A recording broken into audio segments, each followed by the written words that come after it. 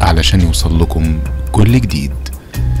قصة اليوم هي قصة أسطورية من المفترض إنها حصلت زمان في الريف الألماني، في قريتين متلاصقين الحدود، قرية اسمها فيلسن وقرية اسمها دهن. القصة بدأت لما ذهب رجل اسمه فوهلر للسوق اللي موجود في قرية دهن، واشترى فرس قوي وجميل من امرأة اسمها لوسيندا، وكانت لوسيندا من قرية فيلسن. كان الفرس قوي ومطيع، واستجاب سريعا للمتطلبات اللي كان عايزها منه فوهلر في أعماله الزراعية. وكان استخدام فوهلر للفرس اللي كان اسمه كوجان داخل قريته فقط، وما خرجش بيه بره حدود القرية على الطرق الرئيسية اللي بتربط قريته بالقرى الأخرى ولا مرة خلال 6 شهور. وبعد الوقت ده اشترى فوهلر فرس تاني كان جيد وبيؤدي المطلوب، لكن ما كانش بقوة وذكاء كوجان اللي كان بيطيع الأوامر وبيستجيب من مجرد نظرة. كوجان كان قوي وذكي، بينقصه فقط النطق. والواقع ان كوجان كان سعيد عند فوهلر من اليوم الأول، على الرغم ان لوسيندا صاحبته الأولى هي اللي قامت بتربيته من وهو صغير، لأنه كان ابن الفرسة كانت لوسيندا بتملكها. وبالتالي كان مفترض بكوجان انه ما يتقبلش صاحبه الجديد بهذه السهولة، لكن ما حصلش كده، وتقبل كوجان فوهلر وأحبه من اللحظة الأولى. لكن سعادة كوجان مع فوهلر لم تدوم، وكان عليه انه يرجع تاني الى ما كان عليه، واراد الخلاص منه. فبعد وقت من شراء فوهلر للفرس الجديد اتعرض لأزمة مالية، واضطر انه يبيع احد الفرسين اللي عنده، وكان قراره انه يبيع كوجان لانه هيكون الاعلى في السعر. باع فوهلر كوجان فعلا في نفس السوق اللي اشترى منه، بعد ما اضطرته حاجته للمال لبيعه. وكان المشتري رجل وسيم ووقور ومعاه فتاة شابة. وقال الراجل اللي كان اسمه شنايدر لفوهلر انه كثير السفر، وانه هيحتاج هذا الفرس لهذا الغرض علشان يساعد فرسه الاخر في جر العربية الخشبية اللي بيسافر بيها بين القرى بعد موت فرسه العجوز اللي كان بيجر العربة مع الفرس الاخر. وقال شنايدر لفوهلر انه بيشتغل في الطب والمعارف الغيبية هو وهيرمن المساعدة بتاعته، وانه محتاج الفرس لانه بيسافر من قريته لقرية اخرى بعيدة بيعالج فيها زوجة رجل من اغنى اغنياء قرى الريف كله، وهي امرأة لا تنجب، وزوجها بيعشقها وعايز ابنه وريث ليه منها. وقال الطبيب الساحر انه جرب معاها كل وصفات الطب والسحر لكن بدون جدوى، لكن مازال زوجها التاجر الكبير بيثق فيه، وبيثق انه في يوم قريب هيجد حل بالطب او السحر، زي ما عالجه زمان من مرض مستعصي، وفك عنه سحر كانت عاملاه ليه امرأة كانت عايزة تتجوزه، وعملت له السحر علشان تمنعه من انه يتجوز غيرها. ولما اتجوز هذا الرجل اللي كان اسمه فريدريش محبوبته إلينا، اتعرض معاها في بداية زواجه منها لظروف سيئة منعته من معاشرتها بشكل طبيعي وكامل، وده كان بسبب سحر المرأة اللي كانت بتحبه، السحر اللي كشفه شنايدر ووقف مفعوله. وبيظن الرجل الغني ان ذات المرأة هي اللي عملت سحر لزوجته الجميلة علشان تمنعها من الإنجاب، لكن يبدو انها عملته هذه المرة عند ساحر ليه قدرات كبيرة مازال شنايدر عاجز عن فك طلاسمها. وفريدريش ما يعرفش حد يساعده غير شنايدر، وما بيثقش في حد غيره بعد ما نجح في مساعدته قبل كده. سأل فوهلر شنايدر عن الرجل الغني فريدريش، وقال له من أي قرية هذا الرجل اللي بتقول إنه من أغنى أغنياء قرى الريف. فقال له شنايدر هو من القرية المجاورة على طول لقريتكم، قرية فيلسن. وبمجرد ما قال شنايدر كلمة فيلسن صار الحصان كوجان بشكل مخيف، وكاد إنه يرفس شنايدر ويقتله. استعجب شنايدر وما قدرش يستوعب وقتها اللي بيحصل، فحاول فوهلر يطبطب على كوجان ويهديه هو وهيرمن الفتاة الشابة مساعدة شنايدر. اتردد شنايدر بعد اللي شافه انه يشتري الحصان، لكن فوهلر طمنه وقال له ان اللي حصل ده مش من عادته ابدا، وما حصلش كده من وقت ما اشتراه، وانه بس ممكن كوجان يكون غاضب انه هيسيبه بعد ما اتعود عليه. اقتنع شنايدر واشترى كوجان وعاد بيه لقريته البعيدة، وفضل فيها بعض الوقت لحد ما جه ميعاد السفر الى فيلسن. وفي طريق شنايدر ومساعدته هيرمن للوصول لقرية فيلسن لحضور جلسات علاج إلينا زوجة فريدريش، فوجئوا أثناء سيرهم في الطريق على مقربة من قرية فيلسن بهياج كوجان بشكل مرعب وخطير، لدرجة إنه كان هيقلب العربية الخشبية اللي بيجرها، وانحرف تماما عن الطريق بشكل مفاجئ، وجري في الأحراش العشبية لمسافة معينة من غير ما شنايدر يقدر يسيطر عليه لا هو ولا هيرمن، لحد ما هدي كوجان لوحده ورجع تاني للطريق ومشي طبيعي. استغرب شنايدر وافتكر اللي عمله كوجان في السوق في داهن يوم ما اشتراه، وقال لهيرمن اللي كانت مذعورة من اللي حصل إن من وقت ما اشتروا الحصان تنقلوا بيه بين أماكن كتير وما عملش كده أبدا، وقال لها ليه عمل كده واحنا رايحين فلسن بالتحديد، وليه صار في السوق لما ذكرت اسم فلسن قدامه. هل دي صدفة ولا في شيء احنا مش فاهمينه؟ بالتأكيد هيتضح أمر ما من اللي بيحصل ده، خاصة إني استخدمت بعض تمائم السحر مع الحصان علشان أفهم اللي بيحصل، بس ما وصلتش لحاجة غير إنه لما عمل كده كان مرعوب من شيء ما قدرتش أعرفه.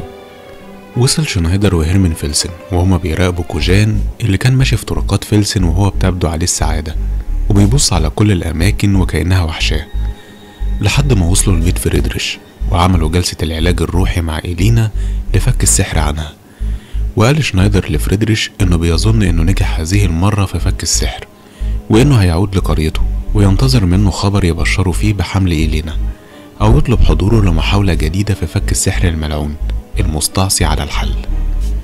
وفي طريق العودة فوجئوا مرة أخرى بهياج كوجان في نفس المكان بالظبط اللي صار فيه وكاد إنه يقتلهم وهم رايحين لفلسن، وكان المكان اللي بتبدأ فيه ثورة كوجان بالتحديد جنب شجرة بلوط ضخمة، وكانت ضخامتها ملفتة للنظر، وهي كانت شجرة البلوط الوحيدة بين أشجار الصنوبر اللي بتحد من الناحيتين الطريق الترابي اللي بيوصل لفلسن.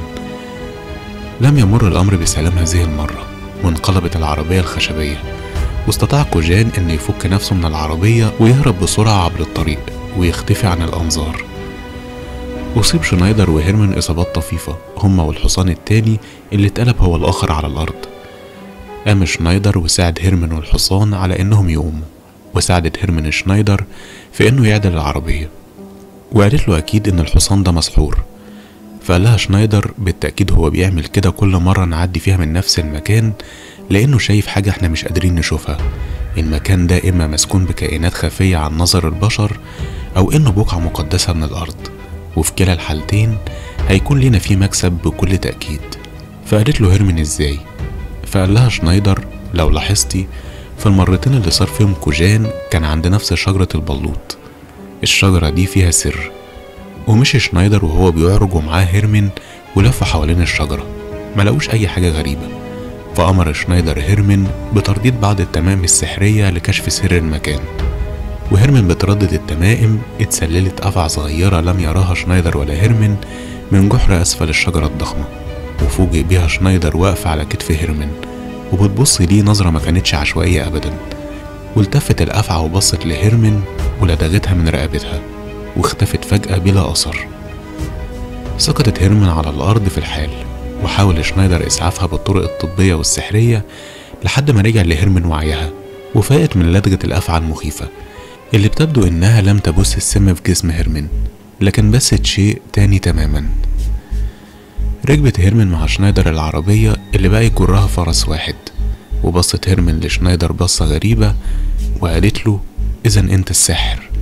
فبصلها شنايدر باستغراب وقال لها هيرمن واضح إن لدغة الأفعى لسه مأثرة عليكي، إحنا هنتوقف في أي قرية وهجيب بعض الأعشاب اللي هتساعدك من أي أثر للسم الأفعى.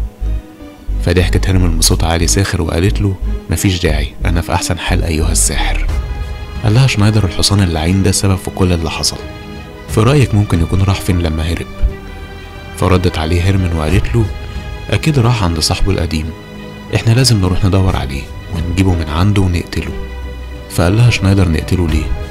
قالت له أنت عارف كوجان يعني إيه؟ فقال لها شنايدر أكيد اسمه حصان عادي. فقالت له لأ، كوجان يعني عدو الأفاعي.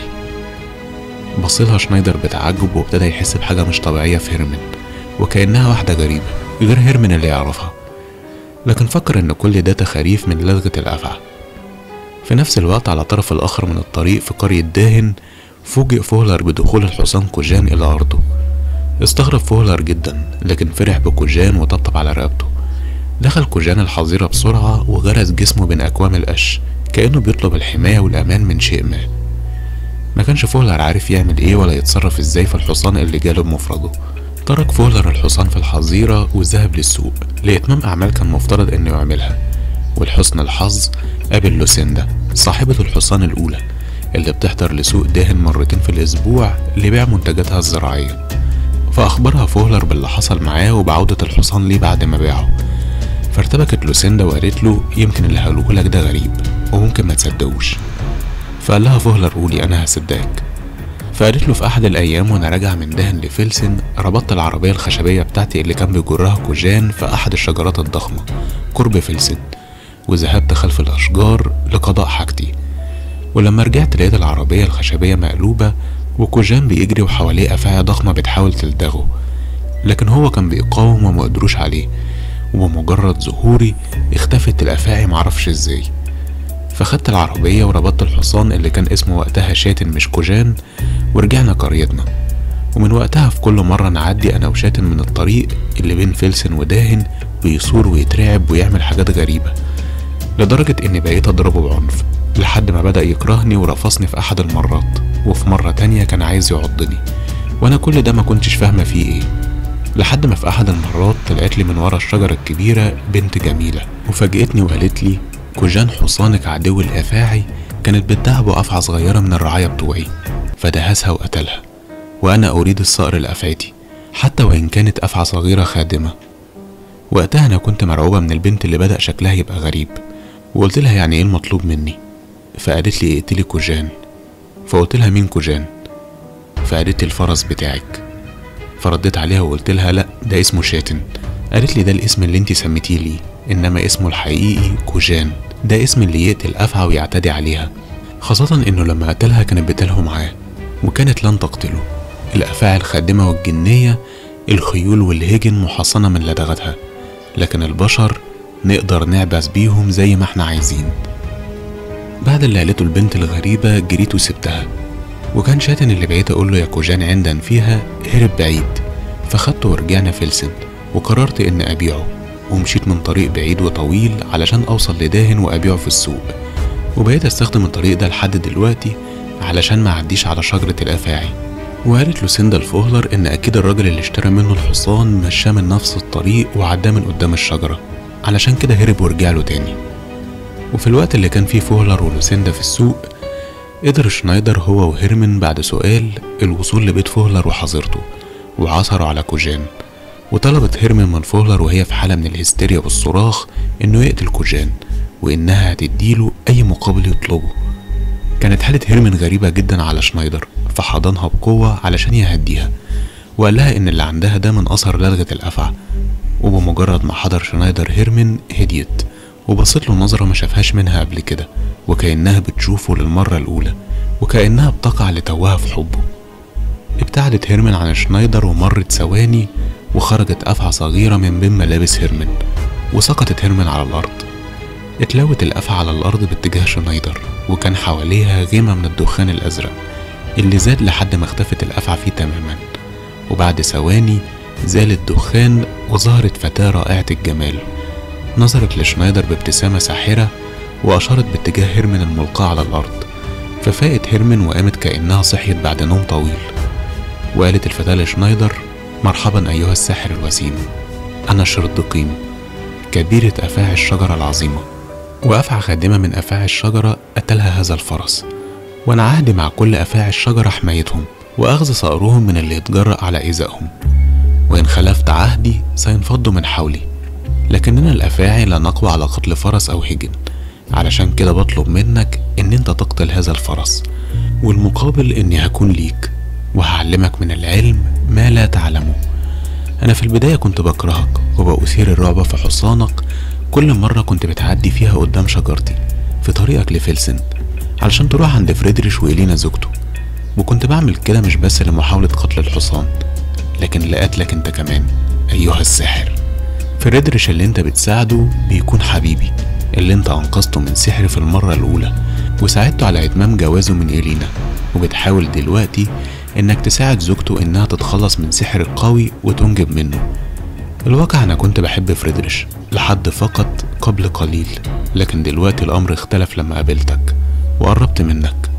فريدريش ما كانش يعرف حقيقتي، لكن انت الان تعرف حقيقتي، وقد اعجبني حضنك كثيرا وعايز اكون ليك، والمقابل انك هتكون اكبر ساحر في القرى، وانا شردقيم بوعدك اني هنسى فريدريش وهنهي السحر اللي عملته لزوجته، فقط اقتل الفرس.